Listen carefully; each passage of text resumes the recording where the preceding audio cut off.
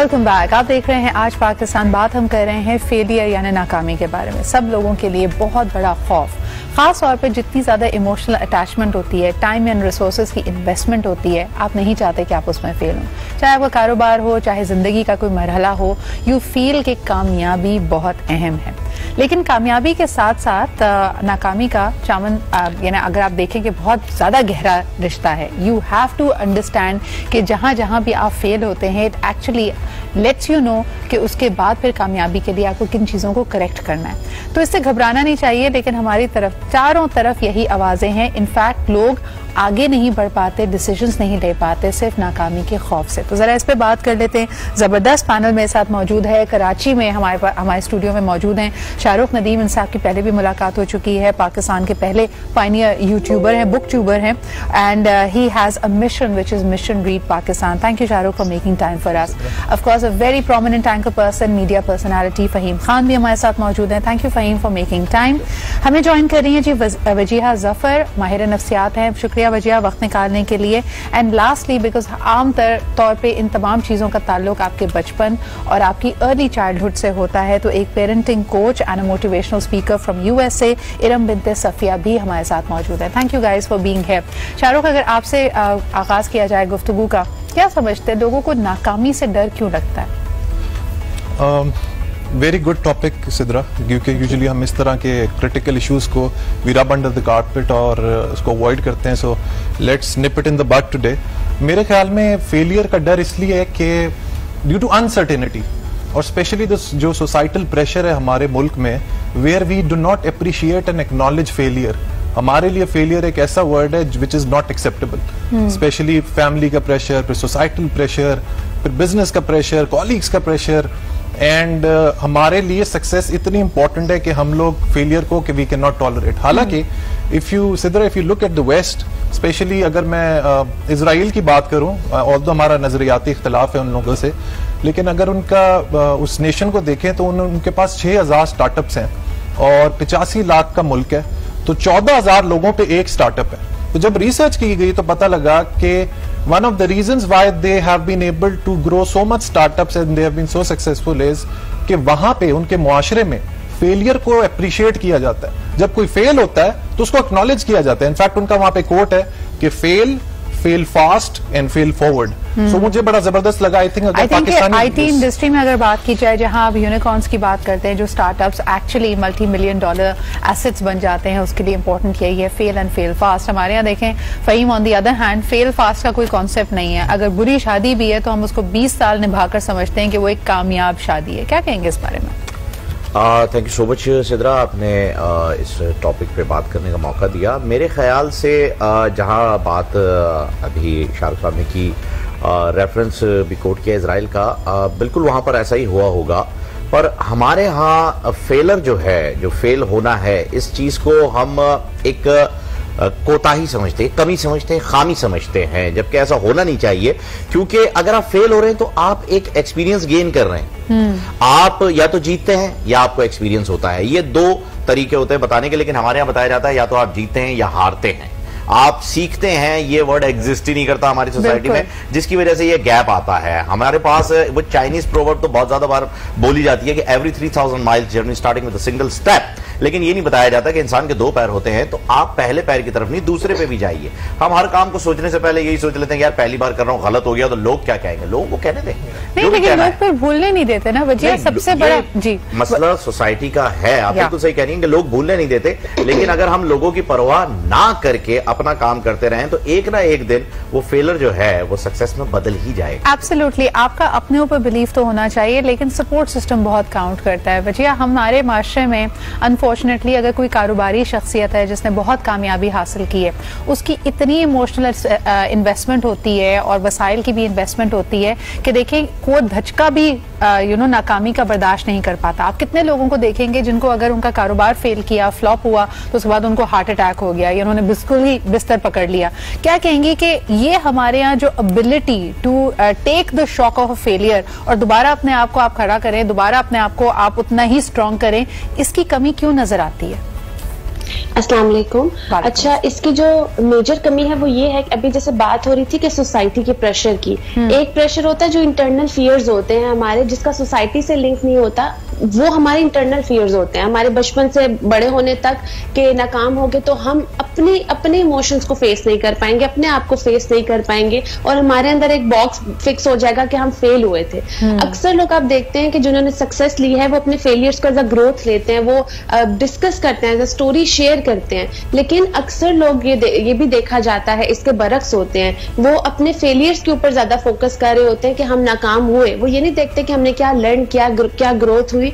इसका ये भी पर्पस होता है कि बचपन से लेके माइंडसेट क्या डेवलप हो रहा है, क्योंकि ये सारी माइंडसेट की कहानी है। लेकिन होता क्या है कि जब वो mindset with the passage of time उसको चेंज किया जाता है, उसके ऊपर काम किया जाता है, तो वही जो फेलियर जो एक नेगेटिव इम्पैक्ट माइंड के ऊपर छोड़ता है, वही ग्रोथ का इम्पैक्ट छोड़ता है, वही लर्निंग का इम्पैक्ट छोड़ता है। तो हम फेलियर को खुद कैसे देखते हैं बहैसियत इंसान, इंडिविजुअल अगर हम देखें, सोसाइटी के सारे लेबल से हट के, ये पहला स्टेप तो ये होता है, क्योंकि सोसाइटी प्रेशर ये सब चीजें बाद में आना शुरू होती हैं। पहले हमारे वैसे ही फियर्स होते हैं कि हमें लॉस ना हो जाए, हमें ये ना हो जाए, मेरी फिजिकल हेल्थ पे इफेक्ट ना पड़े, मेरी इमोशनल हेल्थ पे इफेक्ट ना पड़े। ये अक्सर लोग इसको डिटेक्ट नहीं करते, अक्सर लोग समझते हैं नहीं मैं तो फैमिली के लिए कर रहा हूँ, लेकिन ये पहला स्टेप यही होता है। हम पहले खुद मुतासिर होते हैं उस फेलियर से।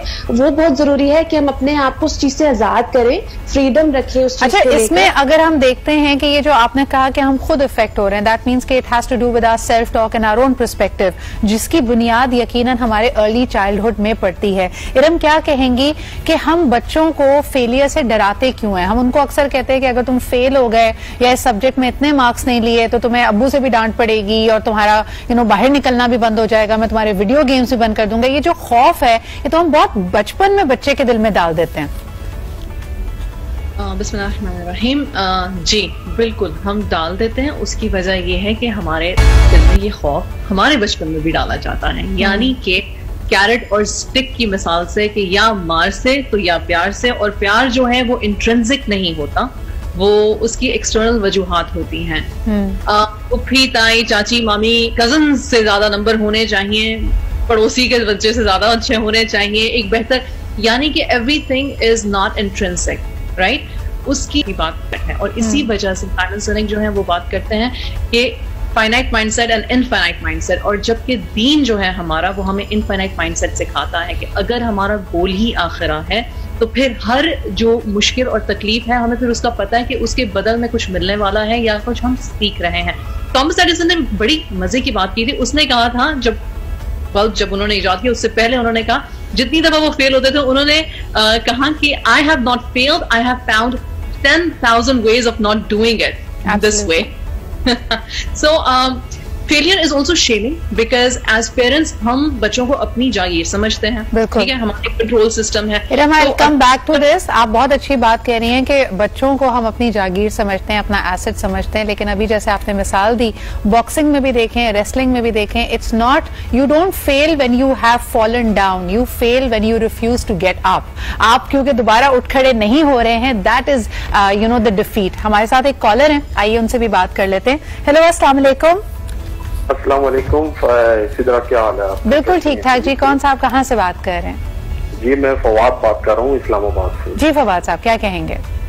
मैडम, सबसे पहले तो मैं ये कहना चाहता हूँ कि मैं आज जो है ना बहुत ज्यादा खुशी महसूस कर रहा हूँ और आपके प्रोग्राम को बहुत तवज्जो से देखता हूँ और बहुत आप अच्छे टॉपिक लेके आती हैं प्रोग्राम में, और मैं आपको बहुत बड़ा फैन हूँ। Thank you so much Fawad साहब, मैं आपसे बात कर रहा हूँ। बहुत शुक्रिया फवाद साहब, यू मेड माई डे। आज के टॉपिक के बारे में क्या कहेंगे?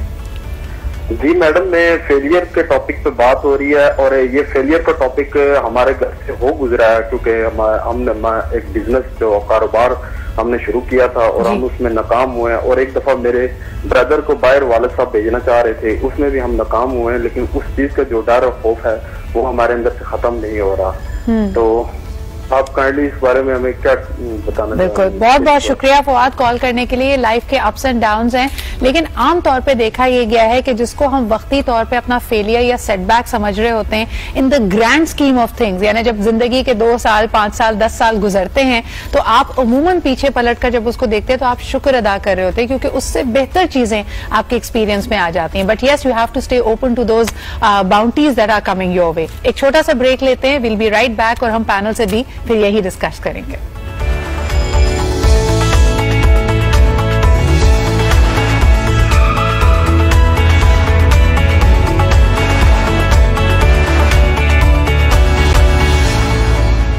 Welcome back. हाँ जी, बात हो रही है फेलियर के खौफ की, और एक कॉलर ने भी यही पूछा कि जो तल्ख तजुर्बात होते हैं फिर आने वाले दिनों में कोई भी स्टेप लेने से रोकते हैं। तो ये सवाल मैं वजिया की तरफ ले जाना चाहूंगी। वजिया, साइकोलॉजिकली क्या हो रहा है, और इस तरह का खौफ अगर दिल में जहन में घर कर गया हो तो क्या करना चाहिए?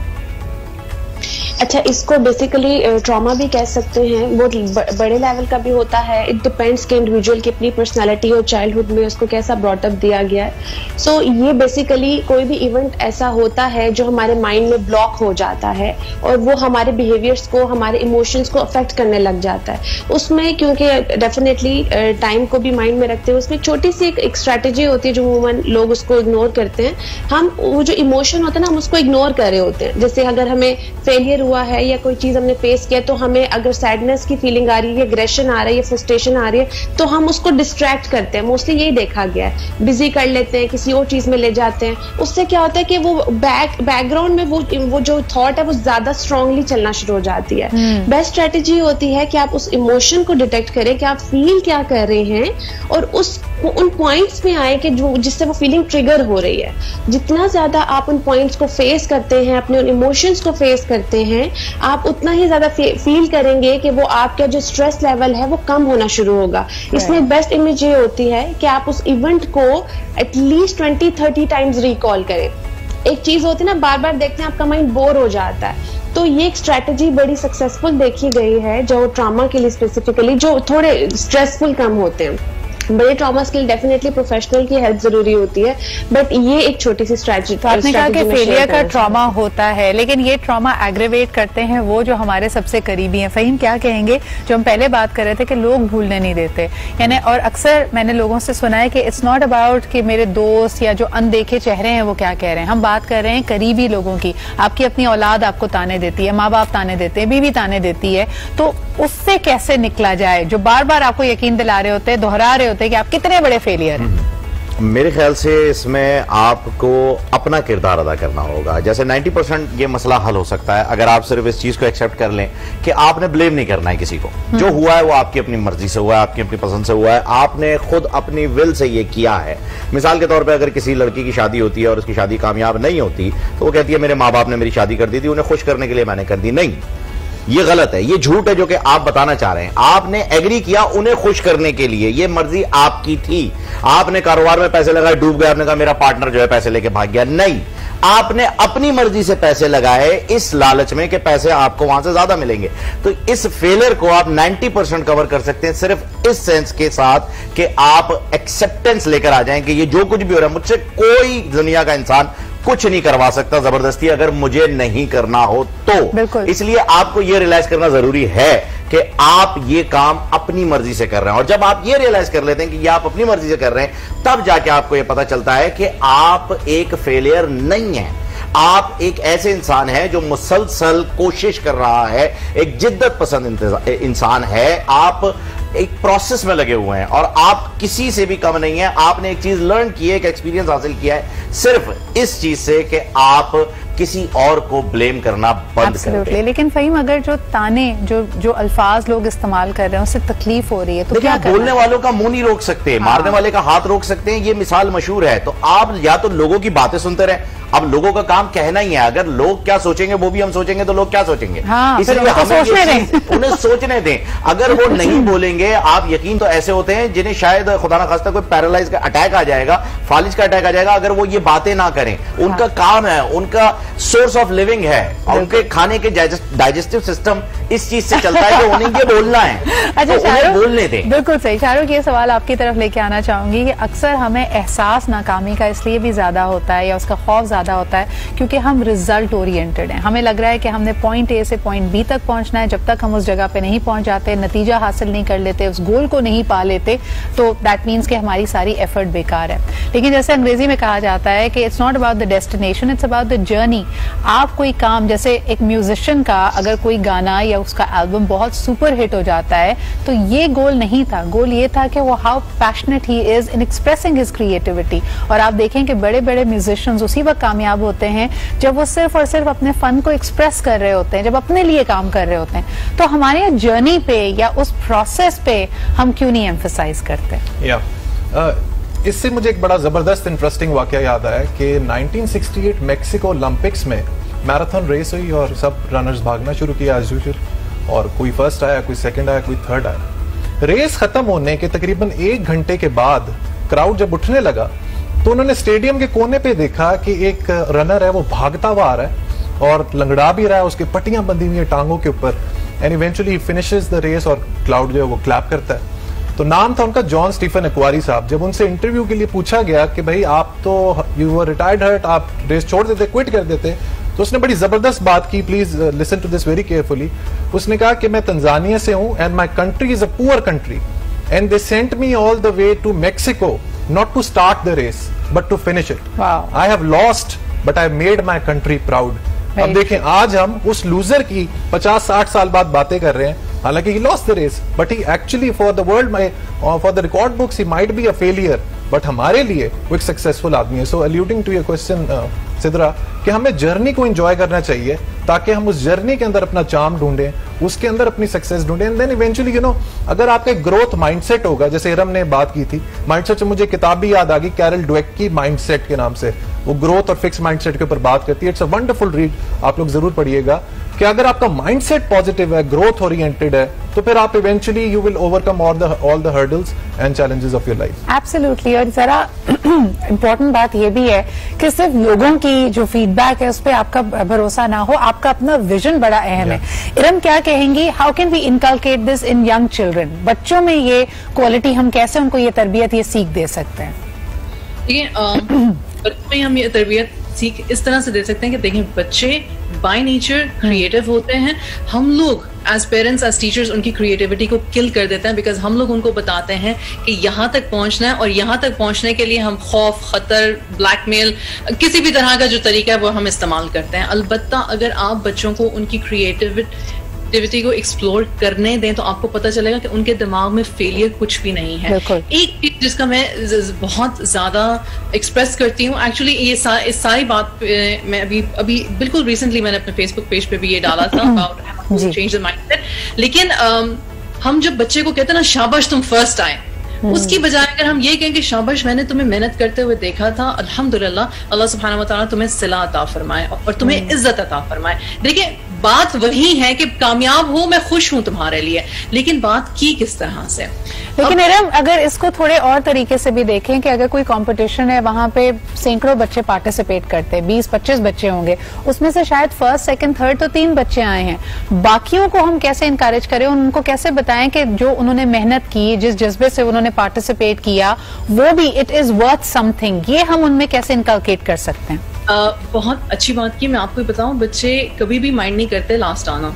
हम माइंड करते हैं। अपने पेरेंट्स में अगर तसल्ली है, अटैचमेंट अगर अपने पेरेंट्स के साथ हैं और पेरेंट्स ने उनको ये तसल्ली और अटैचमेंट दी हुई है, ये मतलब कि उनको किसी हर लिहाज से एक सेफ स्पेस दी हुई है कि देखो मेरे लिए जरूरी है कि तुम जिंदगी की तमाम चीजों को एक्नॉलेज करो, सीखो, जानो, समझो, और जो अल्लाह सुब्हानहू व तआला तुम्हें सलाहियतें दी हैं उन पर तुम काम करो। ठीक है, ये पेरेंट्स आता था कि बच्चा गोद में आते साथ उसको नहीं पता होता ना कि मैंने फर्स्ट आना है। ये तो बार बार कान में पड़ती है बच्चे के बाद मेरा बेटा इतना बड़ा होके तो फर्स्ट आएगा तो मतलब माशाल्लाह इतनी करोड़ आबादी है, तो उसमें हर बच्चा अगर फर्स्ट आने लग जाए तो वाही वाह क्या बात हो। पर फर्स्ट हम आते हैं अपनी जिंदगियों के इम्तिहानों में, जब हम फेलियर से गुजरते जाते हैं और बार बार उठते हैं अल्लाह सुब्हानहू व तआला पर यकीन करते हुए और अपने एक्सपीरियंस से सीखते हुए और राइट माइंडसेट के साथ। तो यस, अच्छा, दो चीजों पे माफी नहीं मिलती हमारे माशरे में आमतौर पे अगर देखा जाए फहीम, एक तो शादी अगर नाकाम हो जाए और दूसरा ये कि सरमाया डूब जाए, और होता आपका भी इसमें कोई डायरेक्ट स्टेक नहीं है, यानी जिस बंदे ने ये नुकसान किया है या आपके जहन के मुताबिक अपना नुकसान किया है या नाकाम हुआ है, ये उसका मामला है, लेकिन लोगों के पास इस बारे में बात करने के लिए बड़े ओपिनियंस होते हैं, क्या करें इस पे?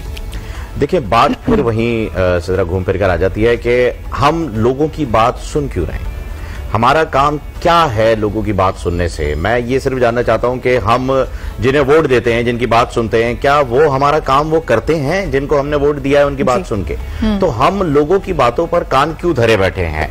पहली बात तो ये है। और अगर चले आप सुनते भी हैं कि हाँ भाई आपके रिश्तेदार हैं, आपकी औलाद है, आपके हस्बैंड है, आपकी वाइफ है, आपके वालिदैन है, आपके बिजनेस पार्टनर जो भी हैं, अगर आप उनकी बात सुनते भी हैं तो अगर वो वाकई आपके साथ हैं और आपकी सिर्फ वो चीजें लेने के लिए आपके साथ नहीं है, मजे लेने के लिए नहीं है कि नहीं भाई चलो ये डूब गए, आओ अब इनके जो है वो बेड़ा गर्क किया जाए, अगर वो वाकई आपके साथ हैं तो आप उन्हें कन्विंस कर सकते हैं अपनी बात के जरिए। लेकिन ये चीज यहां नहीं रह जाती। अब जहां फेलर की बात आती है, मैं माजरत के साथ, लेकिन हमारे जो मोटिवेशनल स्पीकर्स हैं उनकी तरफ भी ये बात ले जाना चाहूंगा कि अगर ये फेलर नाम का वर्ड एग्जिस्ट नहीं करेगा तो उनकी दुकानें बंद हो जाएंगी, वो बेचारे घर बैठ जाएंगे, मोस्टली घर बैठ जाएंगे, क्योंकि वो फेलर को ही लेकर तो आगे चल रहे हैं कि जो लोग फेलर हैं वो उनके एसेट हैं, वो फेलर को जमा करते हैं और उन्हें बताते हैं तुम फेलर हो, तुम एक फेलियर हो, तुम्हारी वजह से ये काम हुआ है। पर फहीम, इसको एक और अंदाज में तो देख सकते हैं ना, ठीक है, कंसल्टेंट्स, मोटिवेशनल स्पीकर्स तो आते हैं टू हेल्प यू आउट, कि आपकी जिंदगियों को इन पर्सपेक्टिव रखने के लिए, इस पर्सपेक्टिव को शिफ्ट करने के लिए